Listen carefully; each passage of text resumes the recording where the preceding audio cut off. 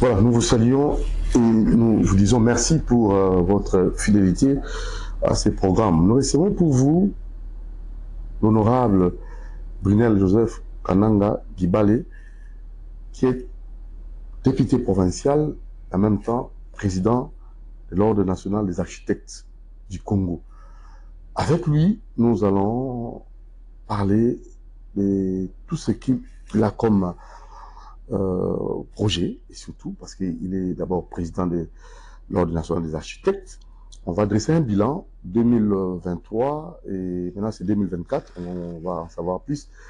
Qu'est-ce qu'il prévoit pour cette année 2024 en tant que député provincial? On va juste, avec notre invité, savoir sa vision.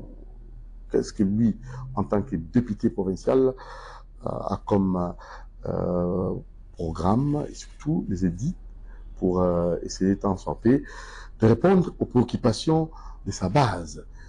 Et nous allons peut-être finir avec quelques questions d'actualité qu'il pourra répondre. Et déjà, c'est parti. Bonjour, Monsieur Gibale Kananga Joseph Brunel. Sincères félicitations en tant que tel, parce que vous êtes élu député provincial. Sincères félicitations. Merci, Monsieur Doudou Montiré. C'était facile? Un combat farouche. Ça n'a pas été facile, les élections, cette fois-ci, ça n'a pas été facile. Vous savez, les gens ne sont pas très habitués avec la façon dont les choses se passent. La population, c'est vrai que maintenant, se méfie de beaucoup de personnes, des politiciens. Vous savez, la population est maintenant dans la logique où vous venez avec l'argent, ils bouffent, mais ils ne votent pas pour vous. Parce qu'il y a beaucoup de députés qui sont, des années passées, qui sont partis dans la population avec de promesses vaines. Et 5 ans après, ils reviennent pour chercher encore de voix. Donc la population commençait à se méfier carrément de tout ce que les discours des politiciens. Donc ça n'a pas été facile. Il fallait d'abord mettre des stratégies en place pour se faire accepter par la population et enfin passer les discours des élections. Alors, un mot pour votre base et surtout qui, je parle plus de votre direction et tous ceux qui ont travaillé pour battre votre campagne. Vous aurez peut-être un mot dans le sens de votre victoire. Je commence d'abord par dire merci à l'autorité morale de mon regroupement, ABCA, les professeurs honorables et Modeste Bahati Lukwebo, qui nous a encadrés depuis le début, qui nous a donné le goût de faire la politique active, parce qu'on était toujours politiciens, mais on ne faisait pas la politique active. On a préféré travailler un peu dans le professionnel. Je remercie beaucoup son encadrement, son leadership et ses conseils qui nous ont mené à un résultat que vous voyez aujourd'hui. Mais je veux aussi aller remercier ma base, spécialement ma fondation, parce qu'elle a travaillé sérieusement. J'ai mis une fondation en place dans mon territoire, ma circonscription électorale. Et on a fait des actions avant même la campagne et tout ça. C'est ce qui a fait que la population a... C'était où plus précisément? C'est à Gungu, dans le Kwilu, spécialement chez moi, Boukedi. Pas moyen que vous puissiez quand même le faire, peut-être votre dialecte? Oui, bon, moi, je Samatondo Mingi, n'a pas une nyonso, il y a Gungu, Kwilu en général, parce que c'est vrai, mon vanda voté na Gungu, mais je suis de Kwilu. Je suis aussi congolais, donc je ne suis pas un député provincial seulement à Kwilu, mais je suis un député pour le pays. S'il y a un apport qu'on peut amener, c'est pour le pays. Donc, merci Mingi, base na munu nyonso na côté ya Mbulu Wenze, na côté ya Mukedi, na Kilembe, na Ngasi, Bole na nyonso, Nyoka Munene, Kimbuze, Lozo, tous les 12 secteurs ya Gungu. Moumé Pesabeno Mbote Mingi, spécialement Bana Gungu, Jeune à Gungu, Jeune à Barrière à Mukedi, Mpesabo, merci Mingi, parce que vraiment, ils ont voté pour moi massivement, ils m'ont fait confiance, et les résultats sont là. Alors la fondation, c'est donc comment en fait? Vous l'avez intitulé Ma comment? fondation s'appelle GLK. GLK Foundation. C'est une fondation qu'on avait mis en place depuis longtemps, et c'est celle qui a beaucoup. C'est l'initiale de votre nom? Oui, c'est mon nom, c'est Gibal Eleki Kananga. Donc c'est GLK, c'est ça ma fondation. Donc on a fait beaucoup d'actions avant même la campagne, donc c'est pas quelque chose qu'on est parti faire pour des fins des élections, parce qu'on continue même, malgré qu'il y ait des résultats, on continue des actions jusqu'à aujourd'hui. Les actions sociales, ils sont là. Donc les gens qui sont à Gungu, ils connaissent. On est dans la salubrité au niveau de Gungu territoire, la ville de Gungu. On est dans la santé au niveau de Mukedi. On est dans les transports, on a mis les transports, où vous avez des transports qui entrent là-bas. Pour la première fois, ça n'a jamais existé. Il y a des gratuités qu'on fait à des personnes âgées. Il y a des exceptions, puis des gens qui montent gratuitement dans ces transports. Et quelles sont les préoccupations de votre base, le millier? Vous êtes aujourd'hui député provincial. Alors, qu'est-ce qui préoccupe votre base? Ben, vous savez, vous étiez là, vous avez vécu avec votre base, vous avez une fondation. Et qu'est-ce que vous avez remarqué? Le problème de la population, ce n'est pas si grand. Je me demande pourquoi nos prédécesseurs dans la politique n'ont pas vu ça à temps. Ces gens-là, ils n'ont pas besoin de votre politique, ils n'ont pas besoin de quoi, mais ils ont besoin de l'autosuffisance alimentaire. Seulement. Non, pas ça. Il y a l'éducation, la scolarité. Je bénis et je salue l'initiative du chef de l'État, de la gratuité qu'il a donnée à l'enseignement. Ça, c'est vraiment louable. Je crois que c'est ce qui a fait même que le chef a été voté massivement de ce côté-là. Du côté santé, ils ont besoin des structures de santé. La population de Gungu. Oui, la population de Gungu. Ils ont besoin des structures de santé de proximité. Moi, je suis allé dans un hôpital où une maman a quitté à 10 km pour venir accoucher. C'est grave. Elle a accouché sur un vélo. C'est grave. Donc, pour vous montrer que les infrastructures, il n'y a pas de santé de proximité. Vous avez du côté énergie, on a le barrage de Kakobola, mais il n'y a pas d'électricité dans tout Gungu, c'est le noir. Il n'y en a pas. Normalement, tous les villages de Gungu, tous les secteurs doivent avoir de l'électricité parce que les grands barrages Kakobola est à Gungu. Sans compter que ce n'est pas seulement pour le Gungu, c'est pour tout le Kwilu, c'est pour toute la République. Vous avez du côté énergie, du côté eau potable.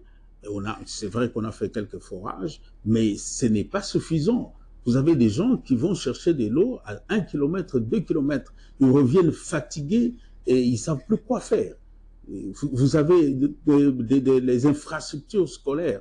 Aujourd'hui, avec la gratuité, on a constaté qu'il y a des salles de classe de 150 élèves.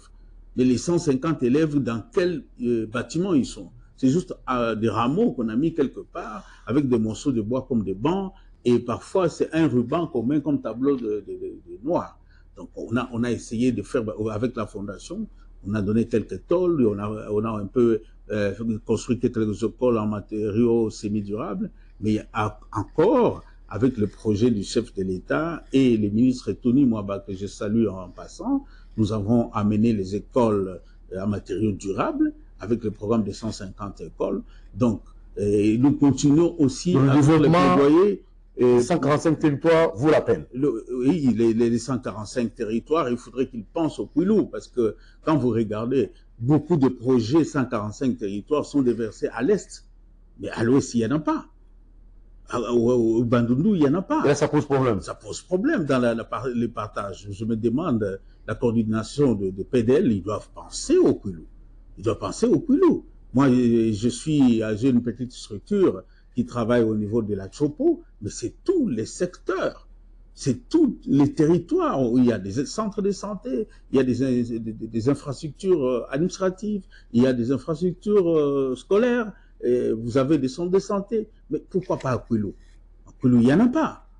Donc il faudrait que quelque part, qu'on puisse penser à un partage équitable quand il y a des projets comme ça. Il n'y a pas une sous-province, ça n'existe pas. Vous savez que le Congo, les gens ont un regard seulement vers l'Est, où il y a les mines et tout ça. Mais les mines, il y en a partout. Vous savez qu'au Kwilu, il y a les mines aussi. Toutes sortes de mines, il y en a. Donc, donner la chance à tout le monde. Non, il faudrait donner la chance à tout le monde. C'est vrai que de l'autre côté, il y a des infrastructures déjà pour exploiter les minéraux et tout ça, qui ont été mis à dessein par les Belges, par les colons et tout ça. Parce que, vous savez, dans le Bandundu, le grand Bandundu à l'époque, c'est la province qui a résisté à l'homme blanc. Donc l'homme blanc devrait travailler pour la destruction de cette province-là. Et c'est comme ça que les Kwilois doivent se réveiller. Je bénis l'initiative qu'il y a eu aux mêmes lignes avec tous les leaders et les notables de Kwilu, dont je fais partie. Nous avons fait des déclarations pour nous révolter des développements de notre province. Mais il faut savoir que la province est en reste. Ce n'est pas parce qu'elle est pauvre. Notre province n'est pas pauvre. Vous savez que le Kwilu peut nourrir tout Kinshasa, ça peut nourrir le pays, ça peut nourrir le Kasaï, ça peut nourrir... Il y a l'agriculture. Pourquoi les gens doivent toujours voir les minéraux? Aujourd'hui, il y a des familles milliardaires aux États-Unis, ils ne font que la tomate. Et il y a des familles milliardaires qui ne font que les piments que je connais dans le monde. Et vous allez en Afrique du Sud, il y a des familles milliardaires qui ne font que le maïs. Les milliards ne sont pas seulement dans les minéraux. Les minéraux vont finir. Mais la faim, elle reste, la nourriture ne finira jamais. Et c'est un investissement, je pense qu'il faudrait que le chef de l'État, avec le nouveau mandat, je le félicite pour ces élections brillantes, et qu'il pense que le secteur, j'ai suivi dans son discours, l'agriculture, c'est un secteur de développement. Aujourd'hui, hier, on était les premiers producteurs de l'huile de palme, les premiers producteurs de café, les premiers producteurs de chèvres. Mais aujourd'hui, nous sommes premiers producteurs en quoi? Parce que ces choses nous amènent des devises au pays. Donc, il faudrait qu'on revienne à la terre. Donc, bref, le besoin qu'il y a dans la population, ce n'est pas un grand besoin. Je vous donne un exemple. Avec ma fondation, on achète des médicaments de 500 $. On fait les dépistages gratuits avec 3 médecins et quelques infirmiers. Nous avons soigné 217 personnes avec 500 $. Malaria, tension, tuberculose, quoi encore, toutes sortes de maladies, diabète et tout ça, avec 500 $. Mais si vous regardez les budgets qu'on met, qu'on vote ici au Parlement, je me pose des questions. Ceux qui dirigent la santé, pourquoi est-ce qu'ils ne pourront pas avoir des caisses de santé, ils ne pourront pas avoir des centres de santé de proximité, des dispensaires, parce que il y a tellement la confusion que tout le monde appelle centre de santé même un dispensaire. Dans la classification des hôpitaux, il y a quand même une classification. On a des hôpitaux généraux de référence, on a des polycliniques, on a des cliniques, on a des centres de santé, on a des dispensaires. Il faut qu'il y ait même des dispensaires de proximité pour les premiers soins. Alors, votre fondation JLK, Joseph Leki Dibale, vous avez cerné tous ces problèmes et actuellement, présentement, vous êtes député provincial. Alors, vous allez proposer quel dit dans le Parlement, parce qu'après avoir tout vécu comme réalité. D'abord, il faut se dire qu'il y a beaucoup à faire. C'est pourquoi nous ne voulons pas que nos ambitions s'arrêtent à Kwilu seulement à la députation provinciale. Nous pensons aller plus loin, faire le Sénat. Parce que là, c'est pour les nations. Ça, c'est notre ambition. Oui. Parce que ce que nous avons comme idée, ça ne va pas rester seulement pour les Kwilu. Mais on voudrait des idées. Donc, vous voulez national. National. Ça qui vous préoccupe, hein? Oui. La nation vous préoccupe. Écoutez, aujourd'hui, nous n'avons pas les codes d'urbanisme. Depuis qu'on a travaillé sur le code d'urbanisme, ça pose problème. On ne les publie toujours pas. Nous n'avons pas les codes de construction, c'est autre chose. C'est votre combat de longue haleine. D'ailleurs, même vous étiez à la genèse de la chose. Oui. Parmi les piliers qui nous ont amenés à l'ordre des architectes comme président, c'était d'abord avoir l'ordre, la loi, oui. Ce qu'on a eu en 2018. Il fallait se battre pour le code d'urbanisme. Mais quand les politiques entrent dedans, ça devenait compliqué. Oui, et chacun doit avoir l'expertise dans son secteur. Dans son secteur de prédilection. Les gens voulaient le paternalisme, on les a laissés. On a dit, bon, écoutez, mais moi, quand je me suis battu pour l'ordre des architectes, on a eu ça.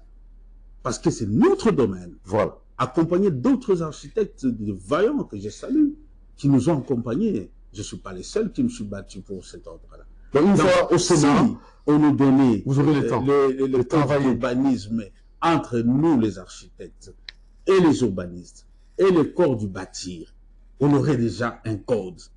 Mais c'est quand la politique s'entremêle, ils ne sont pas du domaine, ils ne comprennent même pas c'est quoi le code d'urbanisme. C'est quoi? Alors, il faut expliciter cela. Écoutez, il y a des ignorants qui ne comprennent rien, absolument. Il y a des normes pour construire une ville.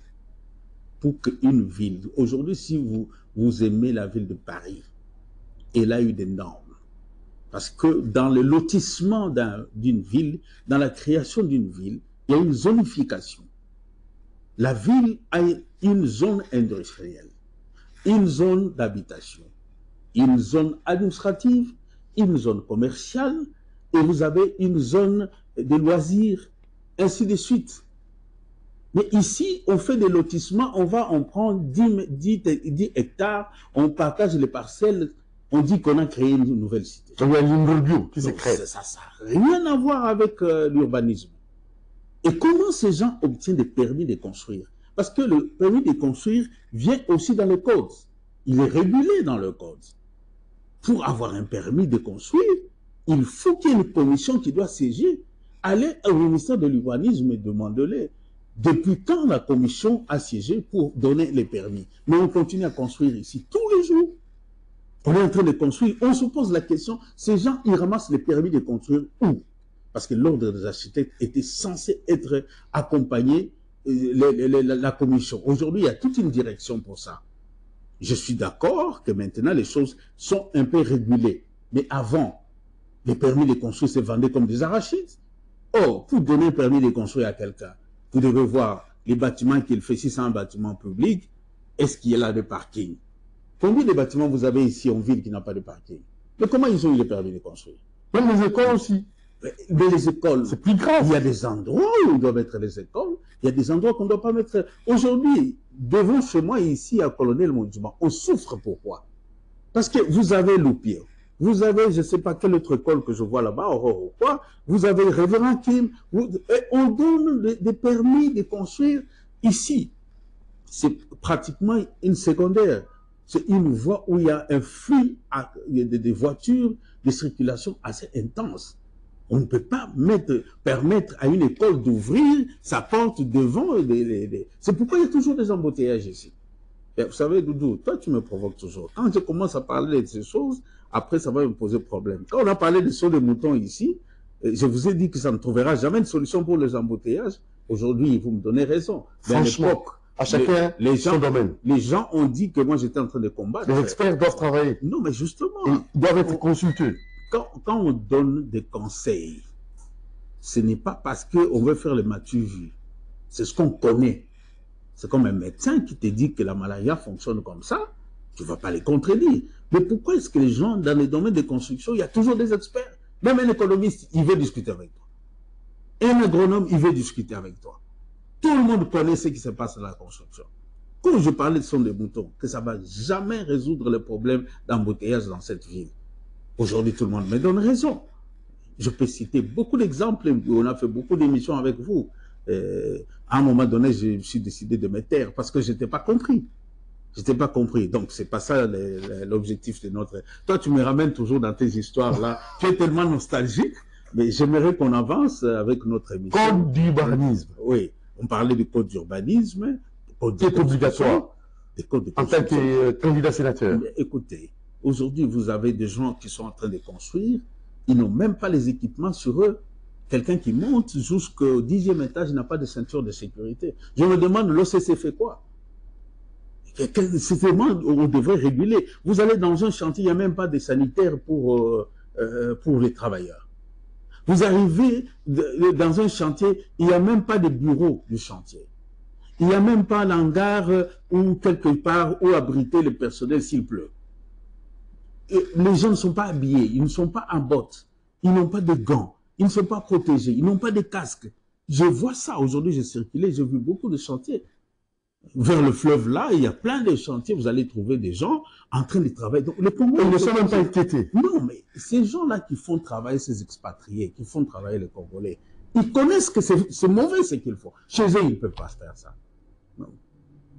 Je suis tout le temps au Canada. Vous savez que là-bas, les gens travaillent matin, midi, soir, même sous la neige et tout ça. Mais ils sont protégés. Ils sont protégés. Vous ne protégez pas les ouvriers. Vous êtes sanctionnés. Mais ici, on ne sanctionne personne. Parce que c'est telle société. Déjà, quand tu entends le nom, il y a de telles sociétés, d'un tel expatrié. Et je ne suis pas contre les expatriés, mais généralement, c'est eux qui font travailler les gens ici dans de très mauvaises conditions.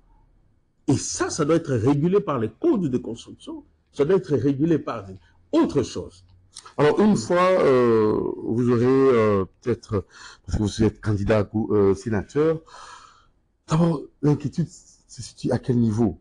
Nous voyons les immeubles qui ne cessent de puller, donc ça pullule comme des champignons, et cela ne vous préoccupe-t-elle pas? Bon, vous savez, je suis très préoccupé parce que d'ici une dizaine d'années, la ville de Kinshasa, on ne saura plus quel est le quartier résidentiel, quel est le quartier administratif, quel est le quartier densifié, parce que ça aussi dans l'urbanisme, il y a des quartiers densifiés, c'est-à-dire là où il y a les immeubles, où les gens peuvent habiter dans les appartements, il y a des zones basses, où, comme on appelait à l'époque, vous voyez la cité verte, vous voyez la cité Maman Mobutu, ma campagne, c'était des zones résidentielles, mais basses. Mais aujourd'hui, vous avez quelqu'un qui vous bombarde un immeuble de 10 étages à côté de toutes ces maisons basses. Et l'urbanisme ne fait rien. On a des inspecteurs qui doivent normalement s'opposer. Aujourd'hui, je parlais avec quelqu'un qui me disait, mais il y a un voisin à moi qui est en train de construire, il a bombardé 4 fenêtres chez moi, lui il est à l'étage. J'ai dit, mais il faut appeler les inspecteurs de l'urbanisme, on doit boucher ces fenêtres-là. Moi, chez moi, à ma résidence, à l'UPED, derrière moi, il y a quelqu'un qui s'est amusé. J'ai demandé qu'on bouche ça. Parce qu'il n'a pas droit de violer mon intimité. C'est votre intimité. Il n'a pas droit de violer mon intimité. Parce que les gens aussi, bon, c'est pas leur faute. Tout n'est pas régulé. Tout n'est pas régulé. Et aujourd'hui, la loi des baux et loyers est sortie. Mais qui suit ça? Parce qu'il n'y a pas que le problème de formuler des lois. Parce qu'il y a aussi le problème d'applicabilité. On est suivi. Hier, cette loi dit que toute location résidentielle, la garantie c'est 3 mois. Mais aujourd'hui, les gens ont repris l'habitude de 10 mois. Ils ne sont même pas sanctionnés. Commercial, c'est 6 mois. Aujourd'hui, les gens vous demandent 1 année. Ils ne sont même pas sanctionnés. Donc, il ne suffit pas de faire des lois, mais il faudrait l'applicabilité. Ça, c'est un problème aussi au niveau de notre pays. Il faudrait que les institutions qui sont en charge de ça puissent penser quand même à l'applicabilité. Combien de lois nous avons qui ne sont pas appliquées? Vous savez que je suis allé découvrir un texte qui régule le mur de clôture dans cette ville ici. Ah, déjà? Un décret royal, à l'époque du roi. Un décret royal. Le mur de clôture ne devrait pas aller, le sous-bassement, à 1 mètre. Ça devrait s'arrêter juste à 1 mètre et on devrait mettre les grillages. Seulement. Qui respecte ça? Maintenant, nous tous ici, on s'enferme avec comme si on est en prison. Et avec quelles conséquences? Eh bien, le réchauffement climatique, vous pensez que l'horizon, c'est seulement l'effet, les gaz à effet de serre. On ne voit que ça. Mais quand vous prenez les ciments, vous les bombardez dans un climat tropical, avec notre chaleur, les briques ciment absorbent la chaleur, et les soirs, ils vous dégagent la chaleur. C'est ce que les gens oublient. À la cité, quelqu'un va te dire, ah, moi, ma parcelle, au pan, on a des pavés partout. Mais tu es en train de tuer les gens. Facilement. Non. L'ignorance tue. Dans les normes urbanistiques, une parcelle a un pourcentage de maison, un pourcentage du jardin. Parce qu'on a besoin de l'oxygène pendant la photosynthèse. Mais ici, on ne tient pas compte de ça. Les gens achètent une parcelle. D'abord, les normes de parcelles même. Ça aussi, ça doit être régulé. Le cadastre doit avoir des normes aussi qu'une parcelle minimum doit être 20 mètres sur 20. Et vous avez des parcelles qui font 5 sur 18. Quelqu'un est venu même me voir en tant qu'architecte pour lui faire un projet. Lui, il est en bas. C'est lui qui a acheté en haut de lui. Donc, pour entrer, celui qui est en haut, il faut passer par celui qui est en bas. S'il est fâché ce jour-là, il te bloque, toi et ta famille, soit vous êtes bloqué. Donc, il faut des sénateurs qui maîtrisent ce secteur. Non, il faut. Obligatoirement. Vous savez, c'est déplorable que je sois le seul élu.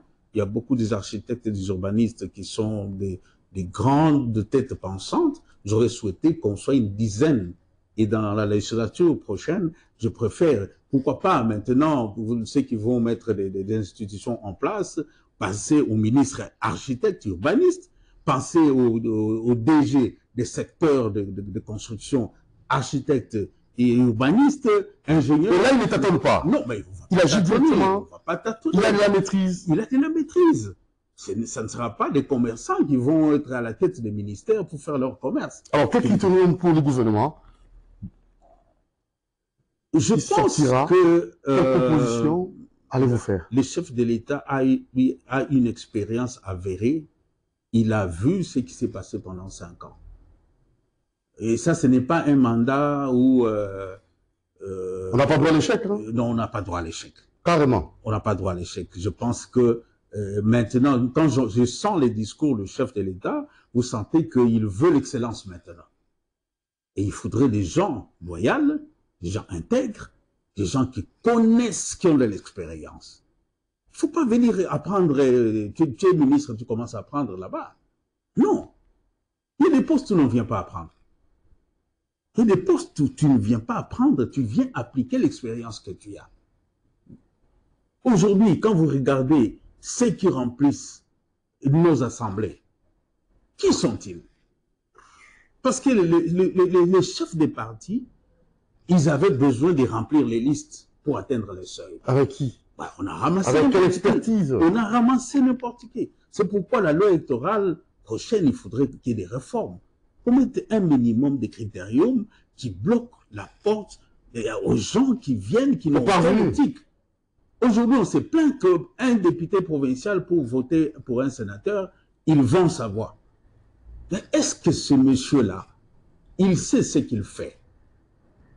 C'est vraiment un danger pour la République. Je suis député provincial. Pour donner ma voix à un sénateur, je dois croire à cette personne. Il faut monnayer votre voix. Non, on n'a pas besoin de cet argent.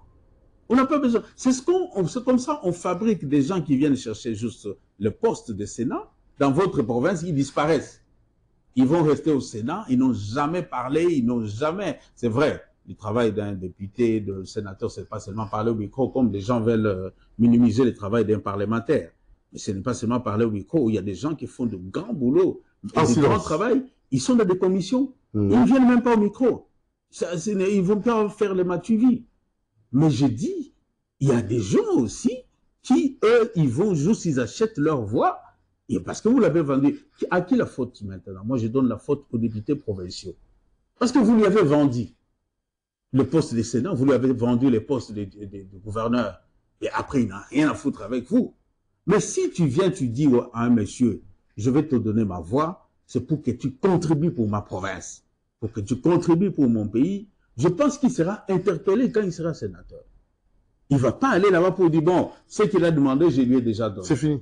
Il n'a pas de compte à rendre. Il n'a même pas les pouvoirs pour l'interpeller. Parce que tu as bouffé son argent.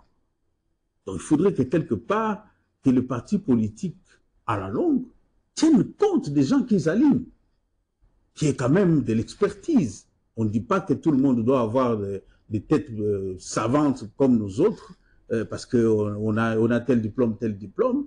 Les diplômes ne suffisent pas pour la politique. Mais, il y a l'expérience. Vous avez quel diplôme aussi? On doit savoir plus. Vous avez quel diplôme, M. Guibale Kananga Leki, député provincial, élu de Gungu, Je suis architecte. Ça vous convient? Je suis professionnel architecte. Je suis senior professionnel architecte. Si vous cherchez des diplômes, il faudrait aller chercher un senior professionnel architecte. Il a quel niveau? Vous savez, si on commence à étaler des diplômes, on va dire que c'est de l'orgueil. Je préfère que les gens me découvrent. Je suis fatigué d'étaler les diplômes. À l'œuvre. Je suis fatigué d'étaler les diplômes. Parce qu'il y en a encore, je suis encore en train d'étudier. Je fais un autre doctorat. Pour devenir qui? Au-delà? Non, mais... Vous savez, la technologie avance tellement qu'on n'a pas droit à rester statu quo avec ce qu'on a à l'UBTP. Une petite proposition pour la ville, province de Kinshasa. Bien que vous avez l'ambition de devenir sénateur, mais en tant que gouverneur, admettons que vous venez comme gouverneur de la ville, province de Kinshasa. Quelle réforme allez-vous faire et les gens vont sentir que la ville, maintenant, devient vivable? Il faut faire travailler les municipalités. Comment ça? Il faut faire participer les communes, ce que nous appelons les communes, les quartiers, dans l'exercice du pouvoir. Dans tous les domaines. Laissez les bourgmestres travailler. Donner des moyens aux bourgmestres. Faire descendre certains documents qu'on va chercher à l'hôtel de ville au niveau de bourgmestre. C'est plus facile. Faire la salubrité en fonction de secteurs. Parce que la salubrité de Sélémbao, c'est pas la même chose avec la salubrité de Ngaliema. Chaque commune a sa réalité. Non mais attends, les déchets de la nourriture de la Gobé, c'est pas les déchets de la nourriture de Kimbasé. Franchement. Mais alors, comment est-ce que vous allez faire une politique Kinbopeto en général? Et chaque commune a ses spécificités. Mettre des bourgmestres qu'il faut, leur donner la politique du travail en fonction des réalités de leur commune. Descendre dans les quartiers en fonction des réalités de leur commune. Équivalent aussi au budget. Attendez, je prends l'aspect secteur sécurité par exemple. À Gombe, il n'y a pas Koulouna. Donc le bourgmestre de Gombe n'a pas les soucis du Koulouna. Mais à Kalamou, il y a le Koulouna. Donc le bourgmestre là, du côté sécurité, il va travailler différemment de celui de la Gombe. Un gouverneur ne doit pas être gouverneur de toutes les communes. Tu ne sauras pas Kinshasa, c'est un pays. C'est un pays.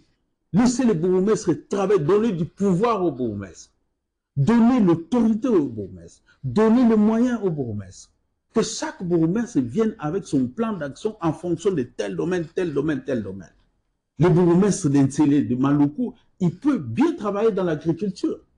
Mais celui d'Engiri, il ne peut pas travailler dans l'agriculture. Donc vous êtes d'accord avec moi que les réalités ne sont pas les mêmes. Celui de Mongafoula, il a une partie résidentielle, il a une partie où il peut travailler aussi dans l'agriculture.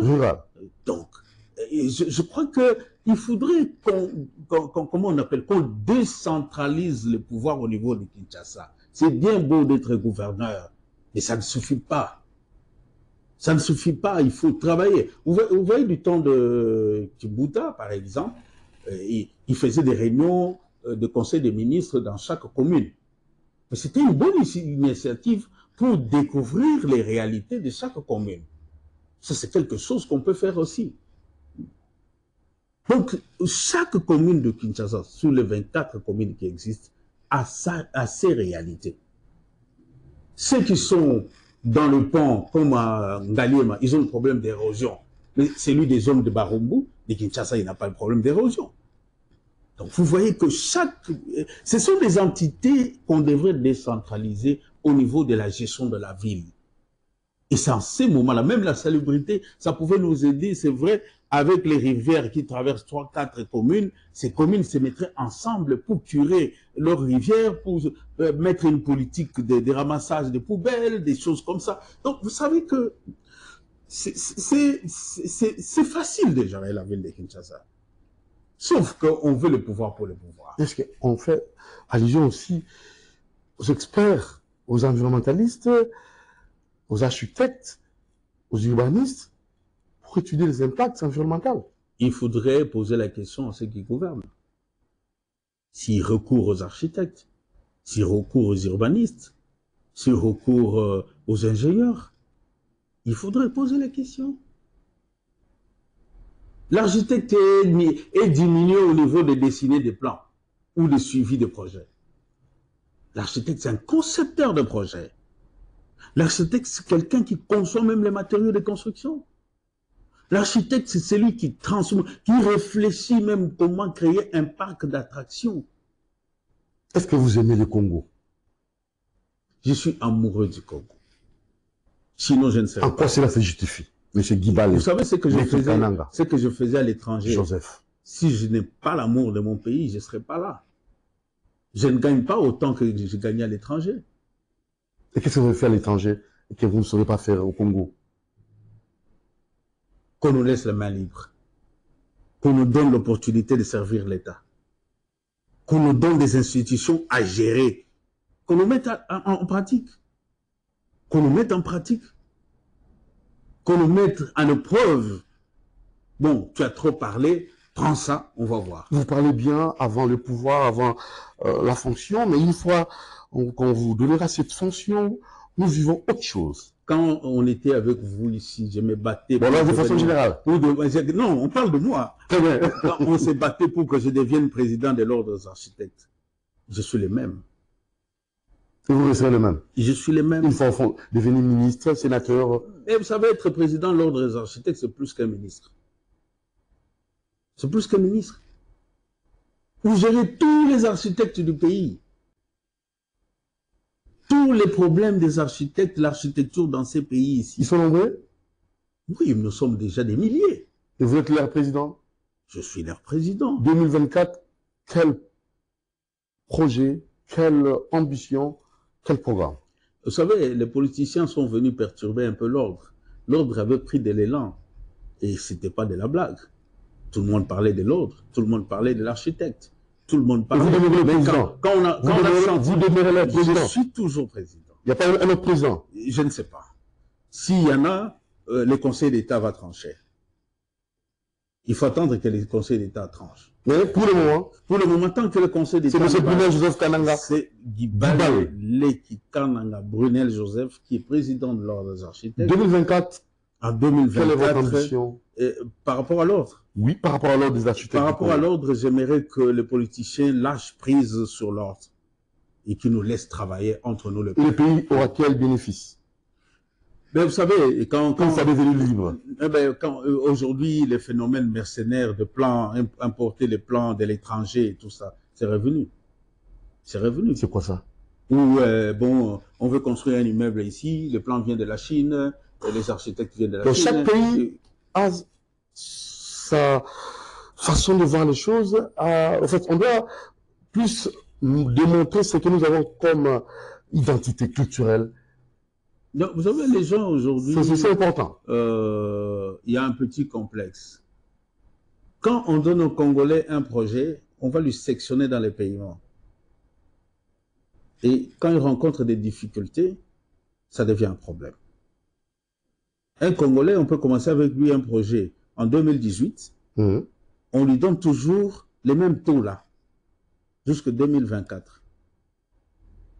Mais il suffit qu'il y ait un blanc, on lui donne 100% de moyens pour travailler. Manque de confiance? Non, ce n'est pas un manque de confiance. C'est quoi juste? C'est un complexe. Moi, je dis ça, c'est un complexe. Et vous savez, quand vous sectionnez les paiements d'un projet, il y a des réalités de la fluctuation. Ça ralentit même l'avancement? Oui, il y a les réalités de la fluctuation, il y a les réalités des faits d'évaluation monétaire, il y a des réalités qui changent, il y a des réalités. Mais celui qui a eu tout l'argent, il s'organise. Il va acheter tout ce qu'il lui faut pour bâtir un bâtiment. Mais celui que vous sectionnez, je vous donne un exemple. Vous l'affaiblissez carrément. Je donne un exemple. Aujourd'hui, à Kinshasa, vous n'avez pas un magasin qui peut vous vendre le même type de carreaux, 10 000 mètres carrés. Donc, quand je fais mon projet de 10 000 mètres carrés, vous donnez l'argent de 1000 mètres carrés. Donc, ça signifie que la couleur, le type de ces carreaux-là disparaît à un moment donné. Et quand vous venez donner une autre tranche, on ne trouve plus ces carreaux-là, il faut des kizobazoba. Après, on va vous dire, vous les locaux, voilà comment vous êtes. Mais quand il s'agit d'un Chinois, d'un vrai on dit, les Congolais sont moins sérieux, voilà, les Chinois sont bons, c'est ceci, c'est là. Mais regardez les structures, allons dans la structure de tout ce que les Chinois font, de tout ce que les étrangers font. Et regardez la structure que les Congolais font. La finition, oui, c'est bon. C'est des trompe-œil. Après 5 ans, 10 ans, on va se poser des questions. On est toujours dans la même file, dans le même pays. Bon, bref, ça c'est un secteur, tu sais, toi, quand tu me fais parler de tout, de rien, on entre dans la politique, on vient dans ma profession. Vous êtes déjà politique, oui. C'est une évidence. On ne peut pas s'en passer, c'est inévitable. Heureusement que moi, je fais la députation, je ne fais pas la politique, je ne suis pas chef d'un parti politique. Ah, c'est ça. Je ne suis pas chef d'un parti politique. Je pouvais aller à l'indépendant. Faire la politique ne veut pas dire que je suis un porteur de courant. Donc vous défendez les valeurs. On défend le valeur. Pour l'intérêt général. C'est ça l'intérêt général. Dibale, Kananga, Brina Joseph. Oui. Alors nous t'en avons la fin, mon Djambé. Alors rapidement, nous terminons cette émission, mais vous êtes aussi un patriote, vous êtes nationaliste, vous aimez votre pays. Bien qu'on nous a interdit d'aborder les volets de l'armée, il faut un expert, nous n'allons pas nous focaliser à ces niveaux-là, mais seulement un petit conseil pour tous les Congolais, parce que vous savez l'homélie du cardinal Ambongo qui demande à ce que les politiques abandonnent un peu leur positionnement, que tous puissent comme ça s'unir pour essayer de mettre fin à la guerre. L'Est du pays préoccupe tout le monde. Vous, en tant que politique, je ne sais pas, quel est votre point de vue là-dessus? Bon, vous savez, moi, il y a quelque chose que je déplore dans notre pays. L'église doit être au milieu du village. L'église ne doit pas prendre parti. Je pense que ce n'est pas une bonne chose. L'église serait un conseiller. L'église serait un juge impartial. Je ne pense pas que donner raison à tel ou à tel, condamner tel ou tel, c'est ça la solution. L'église devrait prôner la fédération, la mise en commun des idées. C'est ce que le cardinal a fait. Il a demandé à ce que nous puissions tous s'unir et surtout la vision du chef de l'État, nous devons tous s'aligner pour finir la guerre. Et je suis content que le cardinal, si réellement il a dit ça, oui, c'est ça. Moi je n'ai pas suivi ça. Ça. Je suis content qu'ils disent qu'on suive la vision du chef de l'État. Maintenant, je suis content qu'il sait y raviser, c'est un homme de Dieu. Vous savez, les hommes de Dieu, quand ils parlent avec Dieu, parfois Dieu donne un peu de coups, des taloches sur la tête et ils changent de pensée. Et je suis content qu'aujourd'hui, moi, le chef de l'État, je l'encourage, j'ai toujours soutenu les chefs de l'État. Je suis parmi les rares membres de la société civile à l'époque, de la consultation populaire, qui a fait des déclarations à la télévision pour demander les divorces entre FCC et Cash. J'ai eu ce courage-là de le dire. Clairement. Parce que je croyais en Félix Tshilombo Tshisekedi, notre président, chef de l'État, qui est nationaliste. Les gens vont dire qu'il n'a rien fait, les gens vont dire ceci. Mais vous savez que les Congolais, parfois, nous sommes ingrats. Nous sommes ingrats. Dites-moi, à Lemba, les Bitumes, les enfants qui sont nés après Mobutu, ils connaissaient les Bitumes. Et l'Enguessa. Non, tu parles de l'Enguessa, au moins, il y avait des morceaux de Bitume. Prenons Matete, prenons Lemba, prenons Ngiri, les avenues comme Sayo, qui traverse Maman Poto. Est-ce que les enfants, il y a 30 ans, les enfants connaissaient les goudrons? Mais vous voulez qu'ils fassent quoi? Qu'ils achètent des matelas pour venir distribuer à chacun? Et vous, qu'est-ce que vous faites? Je posais la question et j'aime bien, aujourd'hui j'étais avec un grand homme politique qui me disait, à Paris, il descend, les gens disent non, Tshisekedi n'a rien fait, Tshisekedi n'a rien fait. Il pose la question à la personne qui a dit, toi là, tu viens de quelle commune? Non, non, je viens de Kimbanse, qui a Kinshasa. Dis-moi tes parents, tu les as déjà acheté même un WC, comment on appelle ça, un WC anglais, pour qu'ils quittent les WC turcs qui sont normalement au Benganaligal. Tu l'as déjà fait. Ça ne coûte que 50 € ici. Même pour tes parents, tu n'as rien fait. Écoutez, un pays comme le Congo, à l'état où le chef de l'État a trouvé ça, et vous pensez qu'il n'a rien fait. Oui, je dis que même les gens qui murmurent, les bilans des élections de Tshisekedi, d'abord, on vous donne la gratuité dans l'enseignement, avec les professeurs Tony qui a mouillé les moyens, qui est le meilleur parmi les meilleurs ministres qui ont travaillé dans ces régimes-là. Vous prenez la gratuité de la maternité. Ce sont des risques que les chefs ont pris. Il n'avait pas de moyens, mais il a cru que ces pays ont des moyens. Le budget, il est parti de combien? Les gens ont dit que c'était utopique, que ça ne va pas se réaliser. Mais on a vu des routes partout, on a vu les infrastructures, on a vu 145 territoires décoller. La gratuité, les enseignants sont payés. Et les primes et tout ça. Et il faudrait que quelque part, que les Congolais ne jugent pas les gens pour ce que toi tu veux voir. Parce que les Congolais, son problème, c'est ça. Et tiennent à la... En fait, c'est l'amélioration du social, c'est pas... L'amélioration du social. Mais tout, la maternité fait partie. Non, l'éducation fait partie. Ça fait partie. C'est comme ça que j'ai dit. Bon, on va t'en relire. Non, le problème des Congolais, les alliés, à l'égide des chefs de l'État, ça, le problème n'a rien à résoudre, le problème n'a rien. Toi, commence par travailler d'abord.